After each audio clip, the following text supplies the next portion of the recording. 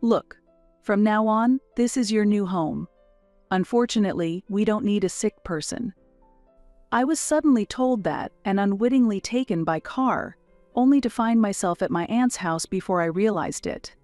"Your father declared that he wouldn't pay for your medical expenses in order to cover the costs of your sister's study abroad."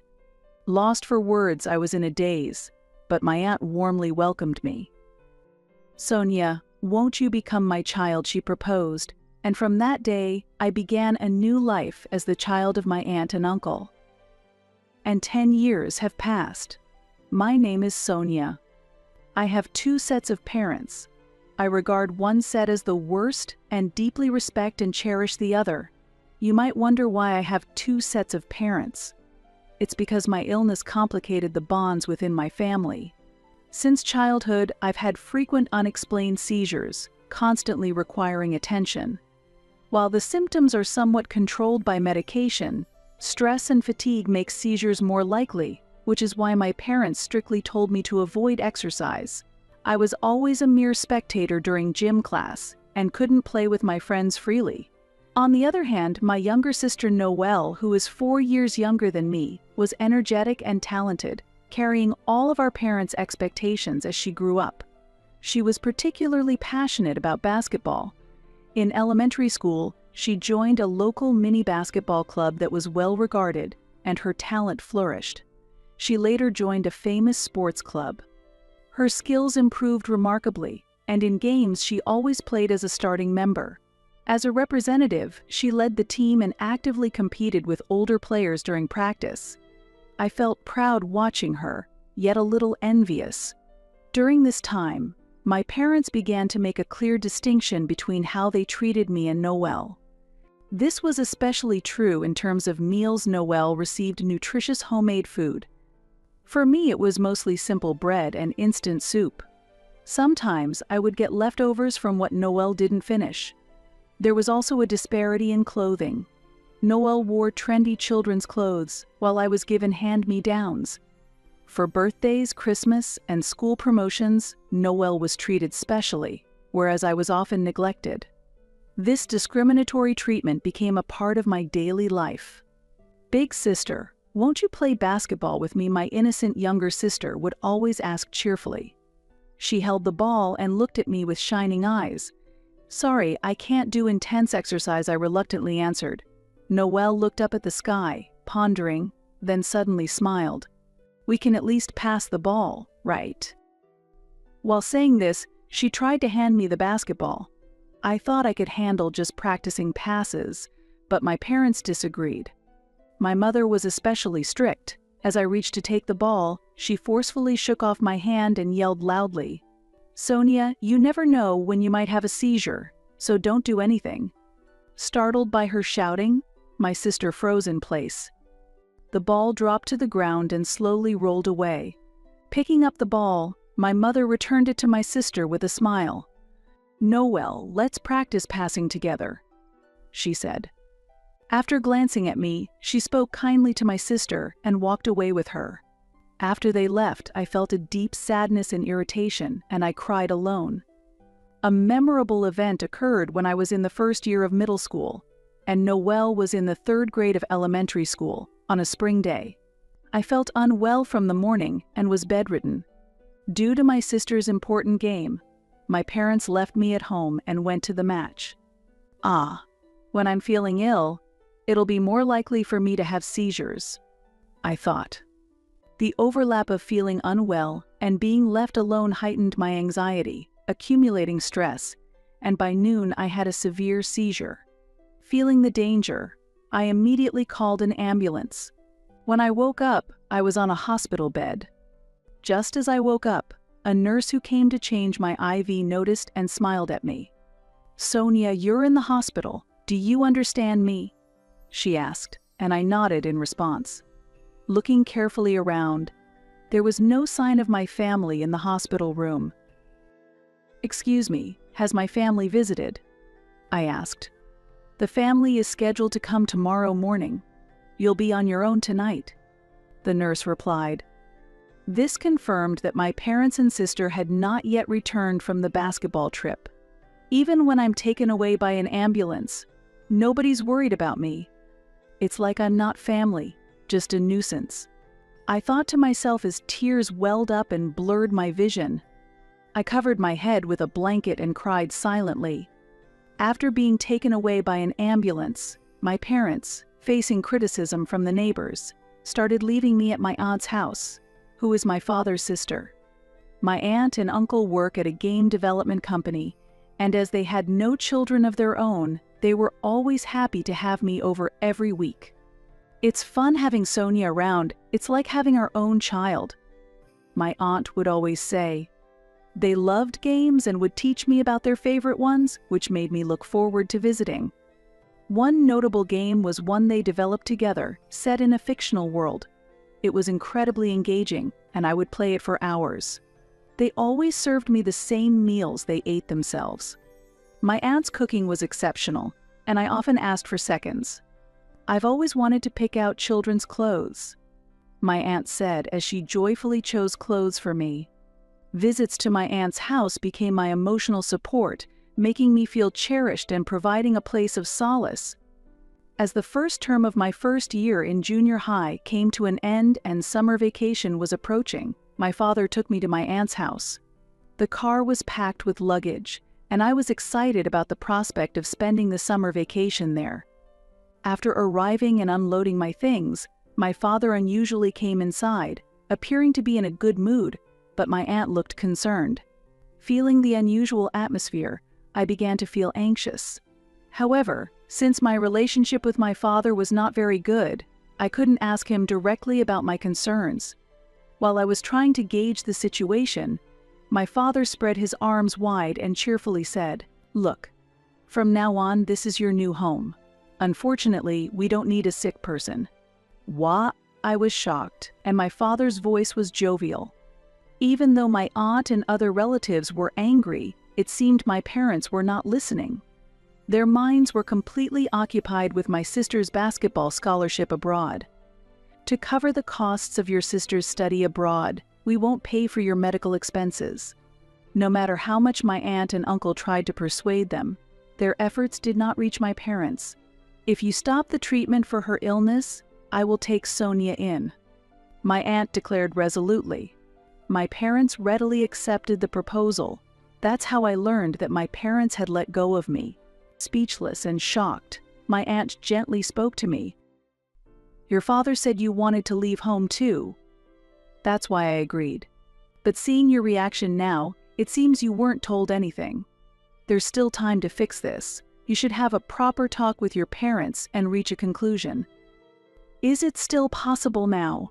We might be able to talk, but repairing my relationship with my parents feels too late.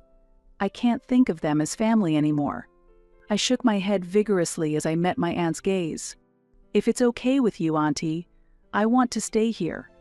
Sonia, I promise I won't be a burden. I'll help out around the house actively. So please let me stay here." I stood up slowly and begged her. If I were driven out of this house, I would have nowhere else to go. "I want to live in your house, Auntie, please," I pleaded, my voice quivering. A sense of confusion hung between my aunt and uncle.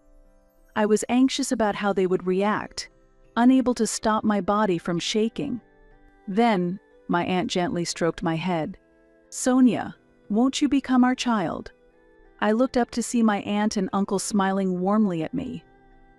"Yes, please," I answered, tears of relief flowing. My aunt, tears in her eyes, hugged me tightly. My uncle, wiping away his tears, watched over us. From that day, I became the child of my aunt and uncle. Eventually, we completed a special adoption process, and I legally became their child. Thanks to this, I was able to actively participate in physical education classes and enjoy playing with my friends. I also saw an improvement in my health and rarely worried about my illness anymore. I am truly happy to be living with my aunt and uncle. Afterward, I started competing in trading card games. Despite the risk of seizures, my aunt and uncle did not stop me but supported me, allowing me to focus on the competition. A strong desire to repay them someday was born in my heart. I joined the trading card club upon entering high school. This school's trading card club is well known in the competitive trading card world. I was excited to grow and develop in such a stimulating environment, and I was happy to be able to showcase my abilities. In my second year of high school, I won the national championship, surpassing other prestigious schools. Unable to contain my joy, I ran home that day to share the good news with my aunt and uncle. By then, the seizures from my illness had almost completely stopped. Before graduating from high school, I was informed by a doctor that my illness had completely healed and I had become as healthy as my sister. After high school, I continued competing in trading cards, with my aunt and uncle always supporting me. When I performed well, they celebrated my success as if it were their own.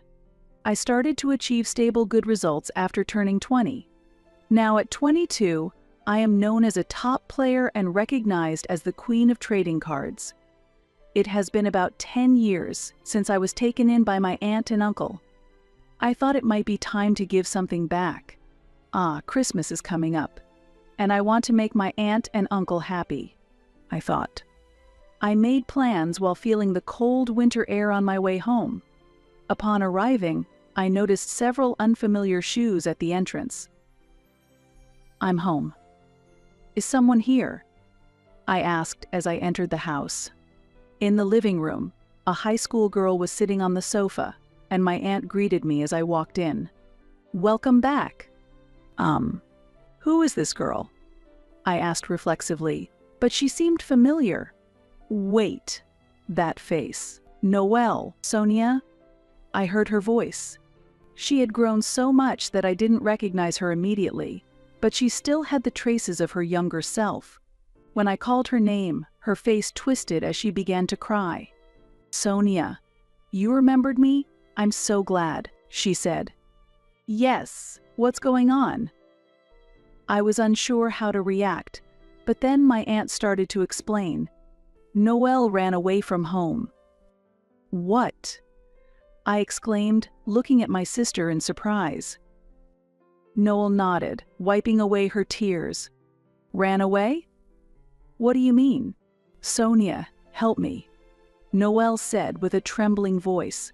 Then she began to tell me about what had happened at home. It seems that my father driving me out of the home was a huge shock for her. Noelle had pleaded with our parents, crying, I'll quit basketball, just let big sis come home. However, our father harshly scolded her. What are you saying? It was all for your basketball. You shouldn't do things half-heartedly. I won't accept you quitting. You are your mother's only child. You should work hard and become a respectable player. My mother said in a chilling voice, refusing to take Noelle's words seriously. My parents had thoroughly controlled Noelle's life, forcing her into a basketball-centric existence against her will, from childhood until she was a senior in high school. During a career counseling session, Noelle finally mustered the courage to declare her separation from basketball. Our parents were furious, and my father accused her with a terrifying voice. Hey, do you have any idea how much money we've spent? Your sister sacrificed for you, you're not allowed to stop until you turn pro. Feeling mentally cornered, Noelle escaped to my aunt's house to get away from the situation. I had no idea you were in such a situation, Noelle. I was at a loss for words. While I had been freely raised in my aunt and uncle's home, my sister had been sacrificed by our parents. Noelle, you've been through a lot. I didn't know anything. I'm sorry, I said. My sister quickly shook her head in surprise. No, you've been through so much for me. And still, I'm asking for help. I'm really sorry, Noelle said, looking down. Her small shoulders were trembling. Don't worry about it. I'm really happy you came here, I replied cheerfully. My aunt and uncle nodded in agreement. That's right, it was good to escape from them. Noelle, relax. Your big sister will protect you, I said, though deep down I felt fear and reluctance to get involved. I want to save Noelle, but how should I do it? I thought, and began to make plans. The day to execute the plan was Christmas, a cold day under a winter sky that threatened snow. Returning to my parents' home for the first time in 10 years, I gathered my courage and pressed the doorbell. The door was opened forcefully, and my parents greeted me with, "Welcome back." "Oh, we've been waiting for you," said my father. My parents greeted me with unnaturally bright smiles. They must have known about my return through my aunt. They should also understand that it was about my sister. "Welcome back? Waiting? What are you talking about after you threw me out?" I questioned their attitude, feeling puzzled. My mother, with a cloying voice, took my hand as she spoke. "Come on, it's cold. Let's go inside." "No, it's fine here. I'm busy and can't stay long," I replied shortly, and their faces clouded over for a moment before they quickly put on forced smiles again. Then, they began to speak loudly in an unnatural way. "The queen of the trading card world, huh? Your dad is proud of you. Me too, you've won lots of prize money. I've been bragging about it in the neighborhood, so come back soon," my mother said. Feeling irritated by their behavior, I calmly responded, "Huh? Why?" "Because a family should be together, right?" My father responded. I was appalled by his words and glared at them in disbelief. "How dare you say that after abandoning me?" I screamed internally. However, my parents seemed oblivious to my attitude and continued to sweet-talk me. "Your mother cleaned up your room when she heard you were coming back. We hope you can relax here," they cooed. "And we even replaced the carpet in your room so you can feel comfortable to practice at home. From now on, feel free to ask us for anything," they continued. They kept piling on words, trying to win my favor. At that moment, it became clear to me. These people, they're not really talking about me. They're just boasting to the neighbors. They fabricated a story about how they supported my success as a top-tier competitive card player and bragged about it all around the neighborhood.